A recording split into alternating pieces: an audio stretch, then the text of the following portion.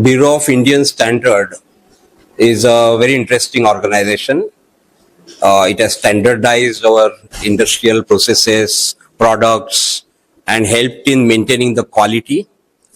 As a technologist, I participated in making a few standards, and I know that it is thought in details as well as bringing in the practical issues of manufacturing, fabrication, and keeping the customer's requirement in focus so that the consumers get right quality material. That is very important. And BIS has many standards, has a very good meticulous process to define and implement standards, upgrade them. Also, BIS is a major body member of ISO, International Standards Organization, and along with many other countries. And BIS has also led to many new standards which were not there, as I know from my field in solar. So which has also helped other countries to take them ahead through ISO. Standards are everywhere, and I can imagine that even the mic that I am using and others are up to the standard. And as they say, standards are voluntary. But if you have used the standard and used that mark, your market certainly grows. And Indian people are aware of this ISI mark, and they know that ISI mark is very important. As a institute, IIT Bombay, many of our faculty, more than 100, participate in making the standards. And as I am in this Office of SIGN, Society of Innovation and Entrepreneurship, which concentrates on bringing up the startups, the standards are very important, because then when you make product, there are many aspects to be considered. But if you use standard, the standards embed the knowledge of different fields into one document. So if you just follow the standards, then you adhere to the norms of that field, even if you are not expert of the field. So this is very important for standard startups. And Indian industry has kind of changed when the standards have changed. For example, we transited from the inch system to SI system. And now all our nuts, bolts and other parts are in so metric system, but it was not. And the standards have helped them transit very smoothly, because strength and everything has to match. So Indian Standard is a very interesting organization. It's also active. It has started working with students. It has started student clubs, and IIT Bombay is participating in developing the standards as well as using the standards, and our students will be benefited by the activities that BIS does through the student chapter. So thank you.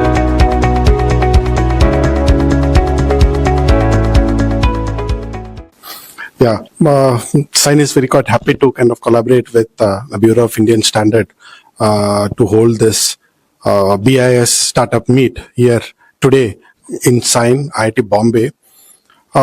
These kind of events actually kind of encourage closer interaction between startups and government departments, especially in this case, the standard and certification agency like BIS. Which will support startups, especially in the hardware space, to develop products that are world-class in terms of quality and in terms of functionality, and enable them to kind of compete globally at an equal footing with large corporates, because we feel that startups are constrained in terms of the time and capital. And these kind of events, which actually handled startups in terms of meeting the requirement of the market, especially from a product development point of view, is quite beneficial. And we are quite happy that SIGN is now a partner to BIS. I believe BIS is going to conduct similar programs across the length and breadth of India. And will be in a position to reach out to a large number of startups and handhold them, making it much more easier for them to kind of launch product in the marketplace. happy to be kind of a partner to BIS in this regard. Thank you. BIS का seminar हुआ IIT Mumbai में, तो क्या हुआ पूरी तरह से जान जाएंगे? जी, भारतीय मानक ब्यूरो जैसे कि आप जानते हैं कि राष्ट्रीय मानक संस्थान है जो कि राष्ट्र के लिए मानक निर्धारण का काम करता है। हमने राष्ट्रीय मानक संस्था BIS ने देश में 100 से ज्यादा इंस्टीट्यूट्स के साथ मेमोरेंडम ऑफ अंडरस्टैंडिंग साइन किया है, जिसमें कि हम लोग बहुत सारे ऑब्जेक्टिव्स हैं जिसके हम स्टूडेंट्स और एकेडमिया को स्टैंडर्डाइजेशन के इकोसिस्टम में इन्वॉल्व करना चाहते हैं। एक ऑब्जेक्टिव उनमें से ये है कि जो जहाँ पे स्टार्टअप और इनोवेटर्स का एक सिस्टम एग्जिस्ट कर रहा है जिन इंस्टीट्यूट्स में, वहाँ जाकर हम स्टार्टअप्स और इनोवेटर्स को स्टैंडर्डाइजेशन और मानक कैसे हेल्प कर सकते हैं इस बारे में उनको जागरूक करते हैं और उनको अपने स्टैंडर्डाइजेशन के फ्रेमवर्क में लाने का प्रयास करते हैं, ताकि उनके द्वारा जो इनोवेट किए जा रहे हैं प्रोडक्ट जो कि आम सोसाइटी को, आम नागरिक को सुविधा प्रदान कर सकते हैं, उनकी कुछ प्रॉब्लम्स को सॉल्व कर सकते हैं, ऐसे इनोवेटिव प्रोडक्ट जो कि सोसाइटी के लिए अच्छे हैं, उन प्रोडक्ट को स्टैंडर्डाइज किया जाना और उनका जो है प्रोक्योरमेंट भारत सरकार द्वारा किया जाना और भारत सरकार के और राज्य सरकार के अन्य विभागों द्वारा किया जाना स्टैंडर्ड्स के थ्रू एक उसके लिए हम प्लेटफॉर्म तैयार कर रहे हैं। लेकिन कहीं ना कहीं जो इंडियन प्रोडक्ट्स है जो बाहर की कंट्री के स्टैंडर्ड अभी भी मेंटेन नहीं कर पा रहे हैं, तो उसके लिए BIS की तरफ से किस तरह से प्रावधान किया जा रहा है? उसके लिए हम 2 तरीके से प्रावधान कर रहे हैं।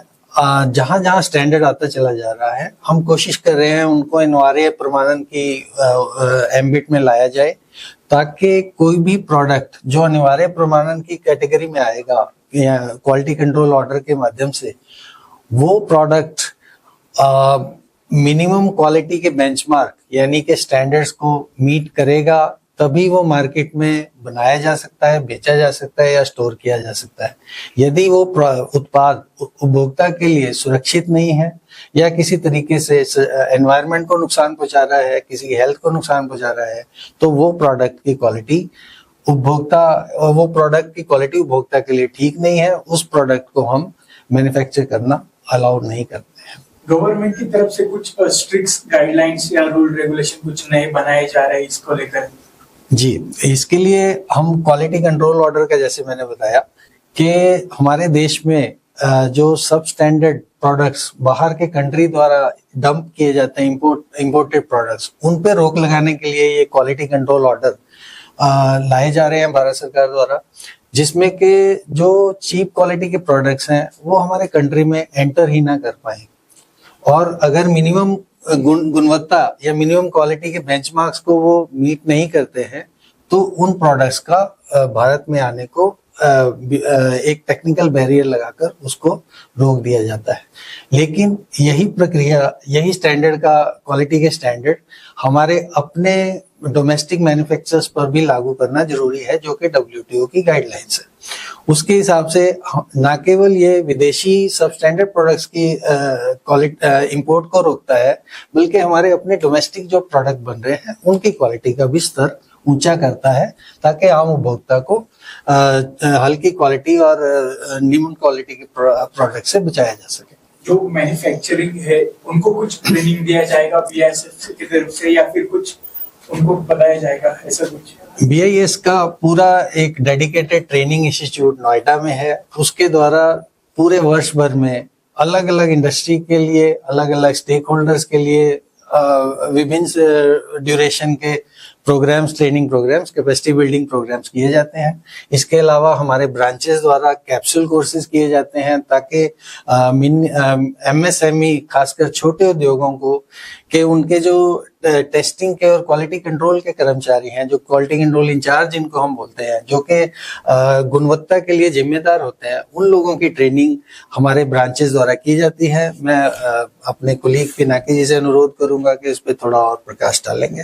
ये क्वालिटी कंट्रोल कोर्सेज जो हैं ये हमारे 36 ब्रांचेस जो पूरे पैन इंडिया फैली हुई है इन सभी ब्रांचेस द्वारा की जा रही हैं। इनमें हम लोग ये 2 दिवसीय कार्यक्रम रहता है जिसमें पहले दिन हम लोग उनको थ्योरी कंसेप्ट पढ़ाते हैं और दूसरे दिन उनको एक प्रैक्टिकल एक्सपोजर दिया जाता है लेबोरेटरी में और उसमें वो एक्चुअल टेस्टिंग को देखते हैं कैसे उस प्रोडक्ट की टेस्टिंग होनी चाहिए, क्या मापदंड है और कैसे हम उसको जांच करके रिपोर्ट करें। तो हम ये निर्धारित करते हैं कि जितने भी ये क्वालिटी कंट्रोल इंचार्ज और टेस्टिंग पर्सनल हमसे ट्रेनिंग पा रहे हैं वो अपने कार्य क्षेत्र में वापस जाके मैन्युफैक्चरिंग इंडस्ट्री में वापस जाके उन्हीं मापदंडों का इस्तेमाल करते हुए एक गुणवत्तापूर्ण प्रोडक्ट का निर्माण करेंगे और वही प्रोडक्ट हमें एज ए कंज्यूमर मार्केट में सुलभ होगा। जिस तरह से प्रधानमंत्री जी कह रहे हैं कि नई टेक्नोलॉजी का यूज करना चाहिए, एआई का यूज करना चाहिए, तो बीआईएस में किस तरह से यूज हो रहा है उसके बारे में जानना चाहिए। एआई का यूज प्रधानमंत्री के द्वारा बार बार वो इस बात पे जोर देते हैं कि कोई भी कंट्री जो प्रोग्रेस कर सकता है वो टेक्नोलॉजी के थ्रू कर सकता है और आजकल जो सबसे ज्यादा सशक्त टेक्नोलॉजी है वो एआई अपनाकर ही सभी चीजों में वो हम उससे ही हम देश की प्रगति कर सकते हैं। तो बीआईएस ने एआई के लिए स्टैंडर्ड्स बनाने के लिए एक टेक्निकल कमेटी बनाई है जो कि पिछले 5 साल से बहुत ही एक्टिवली काम कर रही है और हम वो आईएसओ इंटरनेशनल लेवल पे जो स्टैंडर्ड बनते हैं एआई के फील्ड में वो बीआईएस की कमेटी के द्वारा भारत नए नए सब्जेक्ट्स वहां पर प्रपोज करता है कि हमें इस चीज में स्टैंडर्ड चाहिए और जो और कंट्रीज भी प्रपोज करते हैं सब्जेक्ट्स उनमें ये बताता है कि हमारे कंट्री की रिक्वायरमेंट ये है तो ये जब इंटरनेशनल स्टैंडर्ड पब्लिश होते हैं तो हमारे कंट्री के रिक्वायरमेंट के हिसाब से पब्लिश होने चाहिए ये स्टैंडर्ड। तो भारत इस प्रक्रिया में इस स्टैंडर्डाइजेशन की प्रक्रिया में एट इंटरनेशनल लेवल और नेशनल लेवल दोनों पर बहुत ही एक्टिव है। इनफैक्ट जो उस टेक्निकल कमेटी के चेयरमैन है वो एक आईआईटी के ही बहुत ही जाने माने प्रोफेसर पुष्पक भट्टाचार्य जी उसको काम को लीड कर रहे हैं और हमारे पूरे देश में सभी स्टेक होल्डर्स उस कमेटी में जो कि एकेडमिया से भी है, इंडस्ट्री से भी है, हमारे साथ गवर्नमेंट भी है, तो सभी मिलकर भाग लेते हैं उस प्रक्रिया में।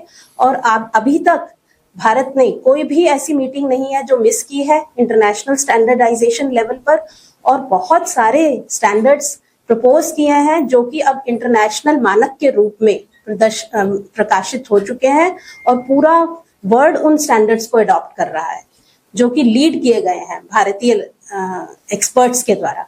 तो बहुत ही एक्टिव रोल एआई के स्टैंडर्डाइजेशन फील्ड में भारतीय मानक ब्यूरो एक रोल अदा कर रहा है जो कि उस सभी स्टेक होल्डर्स के लिए बहुत ही महत्वपूर्ण है। हम यही सब जानकारी सभी स्टेक होल्डर्स को, सभी जो भी इससे लाभान्वित हो सकते हैं उनको देने के तरह तरह के प्रयास कर रहे हैं और बहुत ही एग्रेसिव वे में, बहुत एक्सटेंसिव वे में ये अभियान चलाया हुआ है कि सभी को इसकी अवेयरनेस हो, जो भी इसके संबंधित लोग हैं वो इस एक्टिविटी में पार्टिसिपेट करें जिससे कि हमें ज्यादा से ज्यादा अपने देश का व्यू पॉइंट मिल सके जो हम इंटरनेशनल लेवल पर रख सकें। और क्योंकि इस फील्ड में कोई हम अलग से नेशनल स्टैंडर्ड नहीं बना सकते, पर जो भी इंटरनेशनल लेवल पे काम कर रहे हैं कि भारतीय जो हमारी रिक्वायरमेंट है वो उनमें आ सके, उन स्टैंडर्ड्स में इनकॉर्पोरेट हो सके, उनको हम ये कोशिश करते हैं कि वो सभी रिक्वायरमेंट्स हम वहां पे ले जाएं और उन्हीं मानकों में उनको हम इनकॉर्पोरेट करें। जो छोटे मैन्युफैक्चरिंग है, जो छोटे छोटे इलाकों से आते हैं, तो उनके साथ कैसे बीआईएस जुड़ रहा है अभी फिलहाल? छोटे मैन्युफैक्चरर्स के लिए जैसे जो एमएसएमई जो बताया मैं हमारे कोलीग्स ने कि एमएसएमई को बहुत ही बढ़ावा दे रहा है, तरह तरह की स्कीम्स हैं उनको, स्टार्टअप्स और एमएसएमई दोनों के लिए। अगर कोई सर्टिफिकेशन चाहता है किसी प्रोडक्ट के लिए तो उनके लिए हम बहुत सारी ऐसी हमारी योजनाएं हैं, हम छूट देते हैं 80% हम उसको सर्टिफिकेशन फीस में रियायत देते हैं और हमारा तरह तरह की ट्रेनिंग्स दी जाती हैं, उनको भारतीय मानकों से अवगत कराया जाता है, उनके टेस्ट मेथड्स क्या हैं, उनके कैसे हर स्टेज पर उनकी हेल्प की जाती है एमएसएमईज और स्टार्टअप्स को आगे बढ़ने में। तो आज का भी जो हमारा मेन एम था कि स्टार्टअप्स को बताना कि क्या स्टैंडर्ड उनकी हेल्प करेंगे, बिकॉज स्टार्टअप्स भारतीय इकोनॉमी की बैकबोन है। भारत की जो इकोनॉमी है वो बहुत ज्यादा स्टार्टअप्स पर निर्भर करती है, उनके इनोवेशंस पर। तो हमारा एम था आज की वर्कशॉप में कि उनको ज्यादा से ज्यादा इनको अवेयर कराना, उनको स्टैंडर्ड्स का बताना, महत्व बताना और उनको अपने साथ लेके चलना, उनको उनके कोलैबोरेशन से स्टैंडर्ड बनाना। Thank you. हम समाप्त करने से पहले एक अनुरोध करेंगे सीईओ साइन से कि वो थोड़ा सा हमें इस बारे में अवगत कराएं कि आईआईटी पवई कैसे स्टार्टअप्स के जरिए एक इकोसिस्टम, क्वालिटी इकोसिस्टम का निर्धारण कर रहा है। Can I speak in English? Yeah. Yeah. So, Sign is a technology business incubator of IIT Bombay. So, what we essentially do is support startups at a very, very early stage, and a significant part of our kind of startups are operating in the hardware product, actual product बना रहे हैं वो लोग, and उनको training देना पड़ता है, product कैसे बनाएंगे, how the features has to be made, what all standards they should kind of look at, or what are specification they should kind of look at when developing the product. So we have several boot camps that has been done on a regular basis for the startups, so they get exposed. We have experts coming in and also helping them. Our intention is to kind of make India the product country, and we should encourage more and more startups to actually kind of plan to kind of take the products to the global market, and which is very, very important. And if you have to do that, then they'll have to follow international standards, not only kind of our national standard, but also the international standards. That's where kind of our association with the Bureau of Indian Standard would help us to kind of help our startups train on various aspects of standardization and quality control. This is also important because if they have to compete in the marketplace, if they have to compete with large players, then they need to show a certain level of kind of quality, and it has to be certified so that they get the kind of support when they go out in the market and launch their product. We believe, I think, the start of this association, I think this is very, very important. I mean, I kind of, I'm grateful to Bureau of Indian Standard to kind of have this initiative, especially targeted at startups.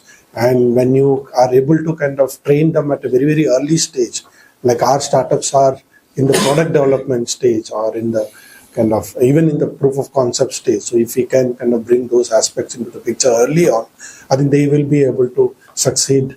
I mean, they will be in a better position to succeed, not only in India, but globally also. And it's like more of a collaborative kind of an initiative.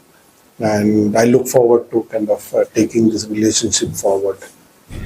Thank you sir. आपने sign के बारे में हमें जानकारी दी, उसके लिए मैं आपका धन्यवाद करता हूं। महाराष्ट्र एक अग्रणी क्षेत्र है मैन्युफैक्चरिंग के क्षेत्र में, और इस को ध्यान में रखते हुए हमारे लिए अत्यंत आवश्यक है कि महाराष्ट्र क्षेत्र में जितने भी हमारे स्टार्टअप्स और इंक्यूबेशन सेंटर्स हैं वो स्टैंडर्डाइजेशन को अपने कार्य क्षेत्र में लाएं। और इसी को ध्यान में रखते हुए आज का ये आयोजन साइन, आईआईटी पवई और बीआईएस के द्वारा किया गया है। और मैं आप सभी से आशा करता हूं कि आपके माध्यम से मैं ये जनता को बताना चाहूंगा कि आप केवल स्टैंडर्डाइज प्रोडक्ट ही खरीदें, आप केवल आईएसआई मार्क प्रोडक्ट जो कि गुणवत्ता के कैटेगरी में उसको सही पाया गया उसी के आप उसकी खरीद करें। और इसी के साथ एक शब्द के साथ मैं ये इस वार्ता का अंत करूंगा कि महाराष्ट्र में मानक क्यों आवश्यक है। महाराष्ट्र और मानक एक दूसरे से जुड़े हुए हैं। मानक आणि महाराष्ट्र म्हणजे विकसित राष्ट्र। धन्यवाद।